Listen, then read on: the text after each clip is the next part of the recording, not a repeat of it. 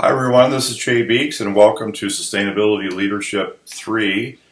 I hope the weather is okay where you're from. Up here we're having, it's pretty rainy, it's getting a little cold out there, it feels a bit like winter.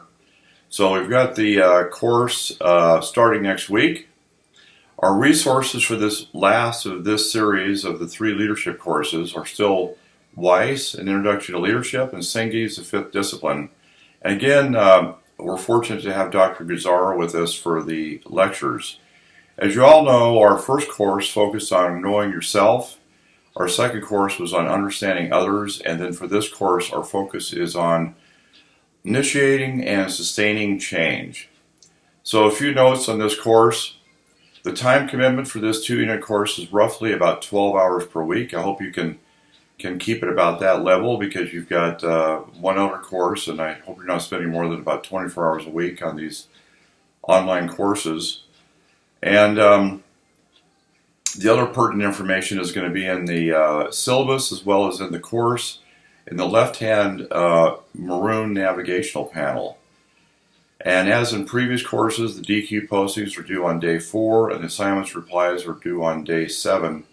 I believe this is going to be the last course. It's going to be held in Blackboard, and then after this it's going to be in Canvas, but that may not be applicable to any of you. So in order to initiate and sustain change, we will be examining the need for a reinforcing cycle to support a continuous improvement process.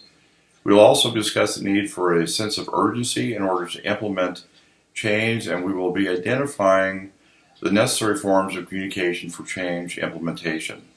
I think we'll all agree by the time we get to the end of this course that creating a sense of urgency with those that we need to influence is going to be critical for getting the change implemented and sustained. And importantly, we will see how important it is to empower others to act, to carry the flag of change far beyond the initial actions. A lot of our material comes from the Weiss book and the lectures. However, I hope you will be all drawn to the readings in Sengi's book as it applies more specifically to sustainability and its connection with leadership. I have been especially impressed with the Sengi book. I just find that the writing flows smoothly. It's reader friendly, and is quite applicable to the overall subject of leadership and sustainability. As an example, you'll see in Chapter 12 of the Fifth Discipline and the connection between organizations and living systems. I think this is very important that we realize that a lot of our human systems are very much like living ecological systems.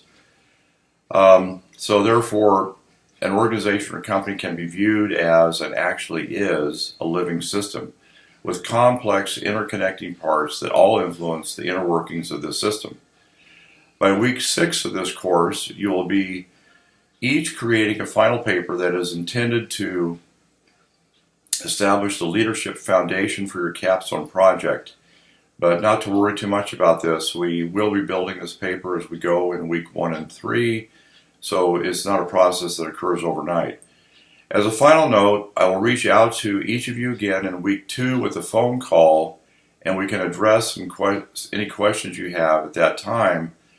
Again, welcome to this course. I look forward to interacting with each of you over the next several weeks, and I'll be talking to you soon.